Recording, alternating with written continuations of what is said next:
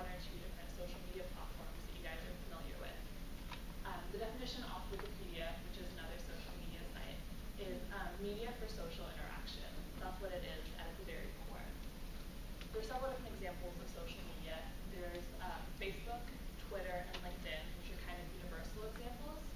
But there's also region and job-specific examples, like Orkut, which is a social media site for people who live in Brazil, and Physicians Connect, which is a social media site for doctors. Regardless of your opinions on social media, if you're going to be in the job market, it's vital that you have a social media presence. When you're looking for a job, you want to seem desirable and marketable. You want to kind of build your brand so employers are more inclined to hire you. Social media provides a low-cost platform to kind of build your image and show employers what you're interested in, what passions you have, and what strengths you can bring to the table even before you go in for your first interview. It also allows rapid and simultaneous engagement. Employers can kind of reach out to you if they like what they see and offer you a job, or you can contact employers immediately and look for a job yourself. It's kind of a time-saving mechanism.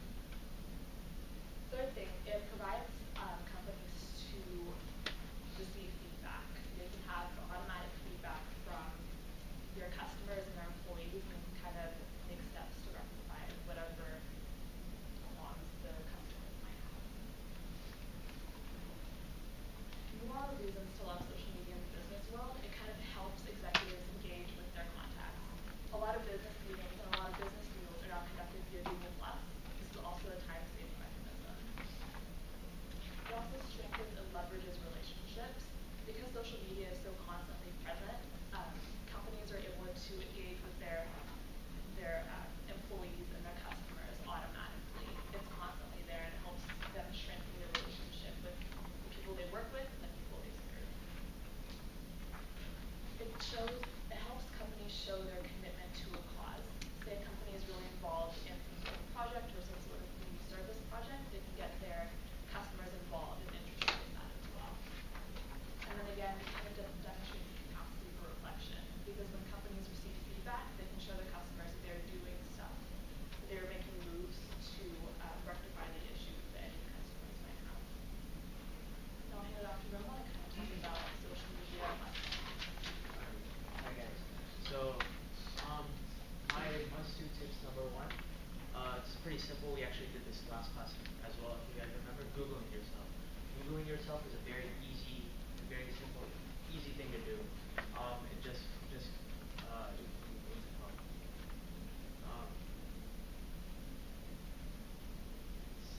It's simple to do. Sorry. But also another really, let me show you why. Another really good reason to Google yourself is another good thing to do is Googling your peers as well. For example, if I Google Aisha, sorry, she on spot here.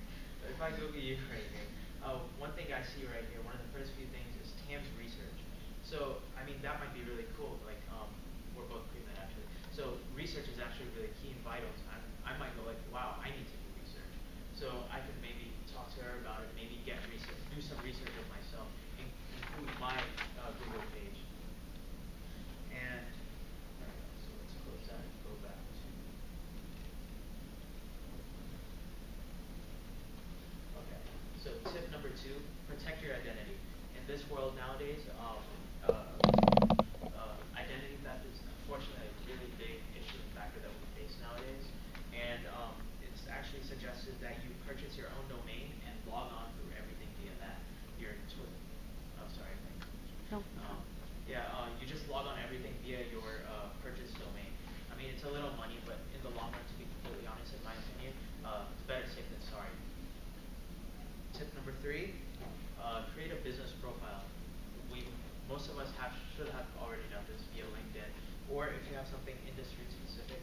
For example, one of the dermatologists that I shadow, she actually made a group for dermatologists specifically, and she originally started off with just her and her friends pretty much, but friends added friends and more friends added more friends, etc., etc. That created, I think, about 300 people. She told me last in this group of just dermatologists, and you can pretty much just post whatever you want, and if you have any questions, or if you find some great research, or if you're conducting research, great way to get in touch with people. Tip number four, use what you have at work. I think most people in the corporate world use Yammer and Salesforce. Just use those to get in touch with your peers and coworkers as well as your clients and customers. It's a very effective way to do so.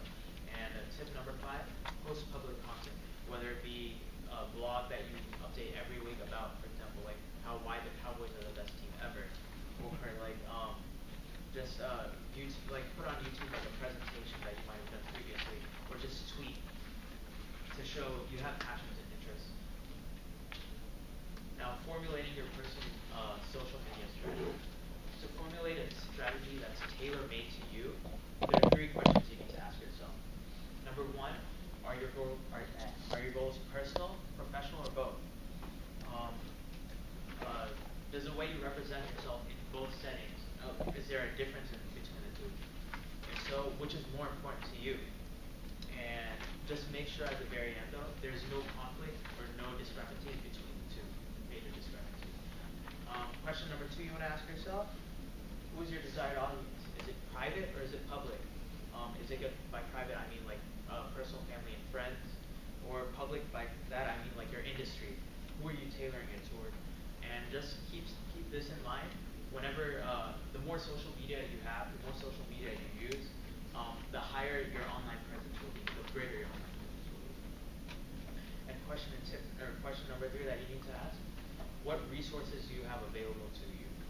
So, does the project you're trying to do, does it require time and money? Or, what's it called? Can it be justifiably done within your given parameters of office hours and with the tech support that you're allotted at work? And finding the right presence. So different settings and situations, they should communicate a different message each time, based on your setting. They require different social media outlets and tools, and they should accomplish different goals. So for example, in my first one right here, private, family, and personal friends, the message you should be sending out there would be something like, hi, I'm trying to keep a relationship with you. I'm trying to foster our relationship with each other and try to keep in touch with you. This is often done via Facebook when we add family and friends, of course. And the goal of this should be to show I'm committed to this relationship between us, and this strengthens ties and bonds. The second situation is personal and public society. So in this, the message you want to send is, I'm really passionate about my idea, and I want to show and share it with you. So this is often done by your Twitter, your YouTube, Instagram, etc. And this is, again, like I was saying earlier, that like the Cowboys are the best team ever. Like, honestly, if you go on my Twitter, for example, that's about a third of my tweets, I swear. So yeah, I like sharing that the Cowboys are the best team ever, and the Mavs are the Cowboys, and everything else. But yeah, so this is done by Twitter and YouTube and whatnot. And the goal of this is to become known for your ideas. And this also helps you foster and find an outlet to express your personal opinions and your passions. The third one is professional and private work colleagues. So the mission here is or the message you want to send here, I'm sorry, is to show that you're a team player, that and you're willing and able to collaborate with people. This is often done, as I said earlier, with Yammer and social media tools such as Salesforce. And the goal of this is to increase your work image and make it a more positive image. And this also increases productivity and effectiveness. And the last one, professional, public, and peers, is the message you want to send out with that one. This would be more of like a LinkedIn or like Physicians Connect that we were talking about earlier. The message you want to send out there is that I'm competent and I'm growing. And the goal of this is pretty much to create a peer recognition, and as well as finding new opportunities. And I'm going to now yes. I'll be talking about the risk of online presence. So the risk of using social media can be grouped into three categories. The first category is how we manage social capital. And this is who do you connect on social media. So be careful with what you post online because you can't fully rely on the private settings on your site.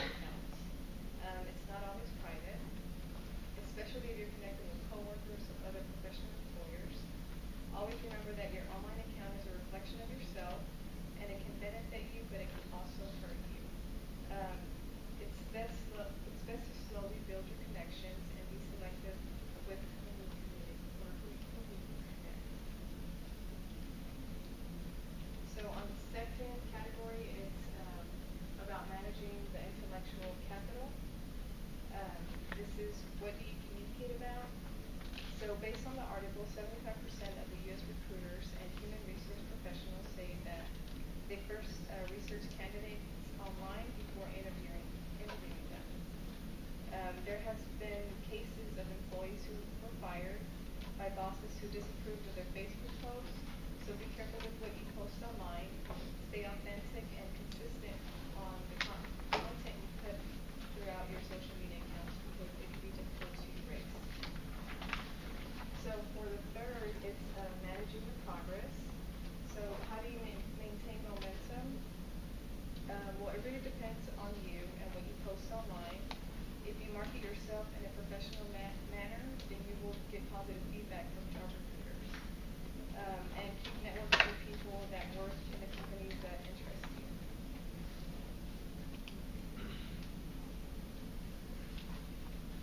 So we also had an article on the baby blackout, why parents are opting to keep their babies off Facebook. So some of the reasons are the privacy and safety concern parents have with posting their baby's pictures. The internet is a public setting, so posting anything online will be hard to keep private. And there's a risk identity and personal data theft that can happen. Other worries parents have are companies trying to steal their baby's images for marketing use or other wrongful uses. And some parents do it simply out of respect of their young child for not being old enough to make decisions for themselves. Okay, so the next slide is basically an overview of what our presentation covered. So remember that social media is media for social interaction using web-based techniques. Also embrace social media because it's a low-cost platform to build a brand. It also allows rapid and simultaneous engagement and gives opportunities to learn via feedback. So the social must-dos, remember to Google yourself, protect your identity, create a business profile, use what you have at work, post public content. And the risk of online presence using social media are how to manage your social capital, how to manage your intellectual capital, and manage your progress. And last would be the baby blackout. The main reason for baby blackout is current private and safety concerns. So we have the quiz. Would one of you please read the quiz questions so I can get them on the tape? What was one reason parents may decide to keep their children on social media? Question number 2, name at least 2 social media must-dos. Question 3, what is social media? Question 4, what were one of the risks of having online presence? And question number 5, give one reason we should embrace social media. Thank you, Yesenia.